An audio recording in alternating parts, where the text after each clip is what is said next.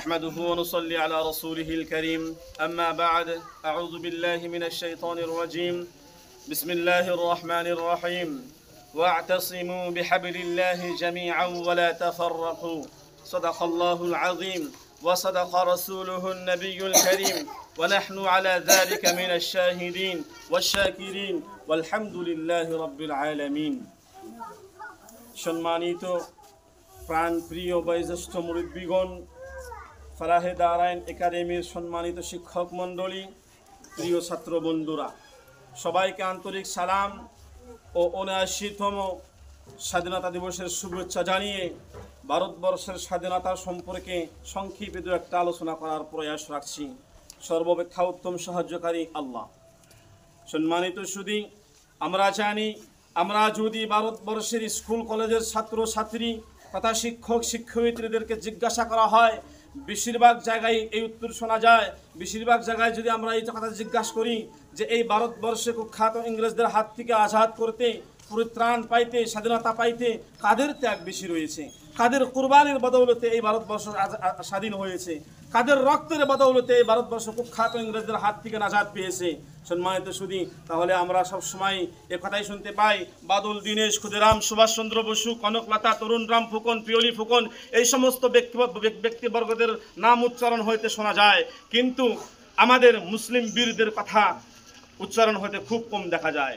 সম্মানিত সুধী, আমরা জানি, ভালো করে জেনে রাখা দরকার, ইতিহাস সাক্ষী রয়েছে, যদিও তা ইতিহাসের পাতায় তোলা হয়নি। ১৬০৩ খ্রিস্টাব্দে সর্বপ্রথম কুখ্যাত ইংরেজ এই ভারতবর্ষে ইস্ট ইন্ডিয়া কোম্পানির নামে ব্যবসা করার বাহানায় এই ভারতবর্ষে প্রবেশ করেছিল, কিন্তু মূলত তাদের উদ্দেশ্য ছিল এই ভারতবর্ষের সমস্ত ধন সম্পদকে লুণ্ঠন করে তাদের নিজের দেশকে সমৃদ্ধ করা এবং এই ভারতবর্ষে তাদের রাজত্ব কায়েম করা। এখানে আফসোসের বিষয় হইল, সেই সময় ইংরেজদের কুখ্যাত ইংরেজদের কুচক্রান্তর কথা এই ভারতবাসীরা অনেকেই জানতে ও বুঝতে পারলেও আমাদের কোনো হিন্দু মায়ের সন্তানের এই কথা প্রকাশ করার সাহস হয় নাই। এখানে খুশির ব্যাপার হইল, আমাদের উত্তরসূরি, আমাদের পূর্বপুরুষ, আমাদের বুজুর্গ, আমাদের আকাবির হজরত মাওলানা শাহ ওয়ালিউল্লাহ মুহাদ্দিস দেহলভী রহমাতুল্লাহি আলাইহি, যিনি সর্বপ্রথম ১৭৩৩ খ্রিস্টাব্দে কুখ্যাত ইংরেজদের কুচক্রান্তর কথা পুরো ভারতবাসীর সম্মুখে তুলে ধরেছিলেন। শুধু তাই নয়, এই কুখ্যাত ইংরেজদের কুচক্রান্ত থেকে কিভাবে বাঁচা যায় সেই কৌশলও তিনি তৈরি করেছিলেন। সম্মানিত সুধী, আবার আমাদের পূর্বসূরি হজরত মৌলানা হাজি ইমদাদুল্লাহ মহাজির মাক্কি রহমতুল্লাহি আলাইহি এবং হজরত কাসিম নানুতুবি রহমতুল্লাহি আলাইহির নেতৃত্বে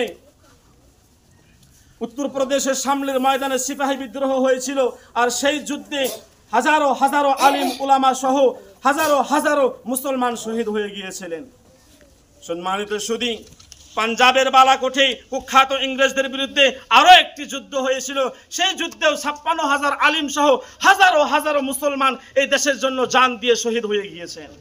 সম্মানিত সুধী, ইতিহাসের পাতা খুললে সিপাহী বিদ্রোহের কথা তো আমরা অবশ্যই পাই, কিন্তু কাদের বদৌলতে, কাদের কুরবানিতে, কাদের রক্তের বদৌলতে এই সিপাহী বিদ্রোহ সংগঠিত হয়েছিল সেই কথা কিন্তু পুঙ্খানুপুঙ্খভাবে আমরা উল্লেখ পাই না।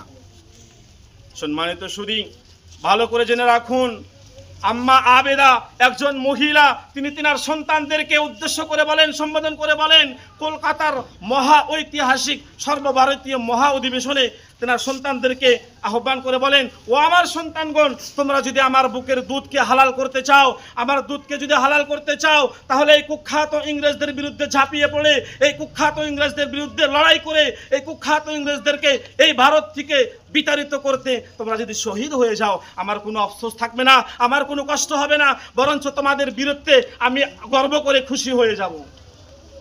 সম্মানিত সুধী, বলার তো অনেক কিছুই রয়েছে, সময়ের অভাব, তবে একটা কথা আমি বলে যেতে চাই, বাদল দীনেশ, ক্ষুদিরাম, সুভাষচন্দ্র বসু, কনকলতা, তরুণরাম ফুকন, পিয়লি ফুকন, এই সমস্ত ব্যক্তিবর্গদের, এই সমস্ত মহিষীদের কুরবানিকে আমরা অস্বীকার করি না। ইনারা আমাদের সম্মানের পাত্র, ইনারা আমাদের মাথার মুকুট। তবে ক্ষুদিরাম বসুর সঙ্গে যদি আশফাকুল্লাহ খানের কথা উল্লেখ করা হতো, সুভাষচন্দ্র বসুর সাথে যদি আমাদের আকাবির হযরত মাওলানা ওলিউল্লাহ মুহাদ্দিস দেহলভী রহমাতুল্লাহ আলাইহির কথা উল্লেখ করা হতো, হযরত মাওলানা সাইয়্যিদ হুসাইন আহমদ মাদানী রহমাতুল্লাহ আলাইহির কথা উল্লেখ করা হতো, আমাদের কোনো আফসোস হতো না, আমাদের কোনো কষ্ট হতো না। সম্মানিত সুধী, আজ ভারতবর্ষের একাংশ লোক এই পূর্বের ইতিহাসকে ছাপাইতে চায়, পূর্বের ইতিহাসকে বিকৃত করতে চায়। তোমরা শুনে রেখে দাও, এই ইতিহাস আমরা বিকৃত করতে দিব না, এই ইতিহাসকে মুছতে দিব না, এই ইতিহাসকে আমরা ভারত থেকে মিটাইতে দিব না।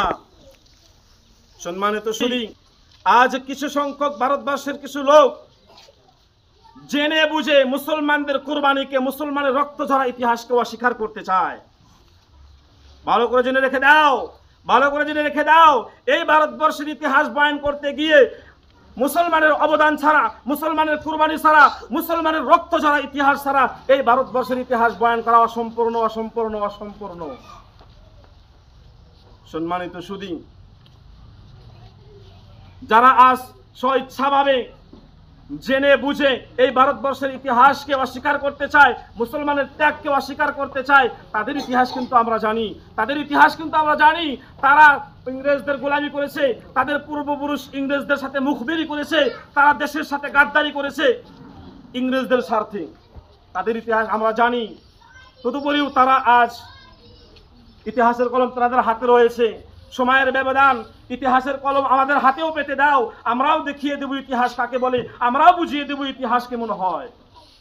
সম্মানিত সুধী, সময়ের অভাব, আমি এখানে বলেই আমার সংক্ষিপ্ত বয়ান শেষ করলাম। জয় হিন্দ, জয় ভারত, আসসালামু আলাইকুম ওয়া রাহমাতুল্লাহ।